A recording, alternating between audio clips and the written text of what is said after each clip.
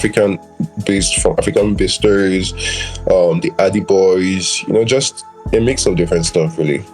For sure, for sure. I mean, do you think that like kids these days are into reading as much? Because I grew up and I remember my parents giving me like, oh, you can't watch TV today, you're gonna have to do something else. And okay, I'll read some books. And I think that back then they forced me to do it, and I didn't really understand like what value I'd get out of it. But now I realize as I get older, like I don't read books as much, but if I find a really interesting story, then I can read. I still have that want to dig into it.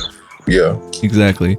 So now these days, I don't think kids have that. Like, would you agree or disagree? I think to a large extent you're right. Yes.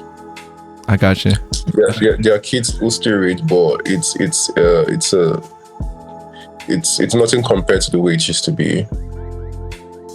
Yeah, I mean, I think a lot of the reading kids do now are through technology, right? If it's on their laptop or on their phone. But yeah, no, it's just a trip to see how time changes, right? And we're seeing it happen. But it's also a good way where like we have ebooks or like books that are more available, because instead of paperbacks, it's all just digital. So give and take. Actually, there are more options. Because when I was a child, there were I didn't have access to ebooks. I didn't even have access to a phone. Mm-hmm. So there are just paperbacks. But today there are ebooks, Kindle, and the rest.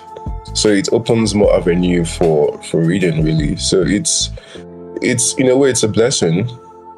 It's a blessing. I just feel like, I feel like even for kids, people might think kids don't like reading, but it all depends on the story. There are kids who might like to read mystery stories. There are kids who might like to read thrillers or something supernatural.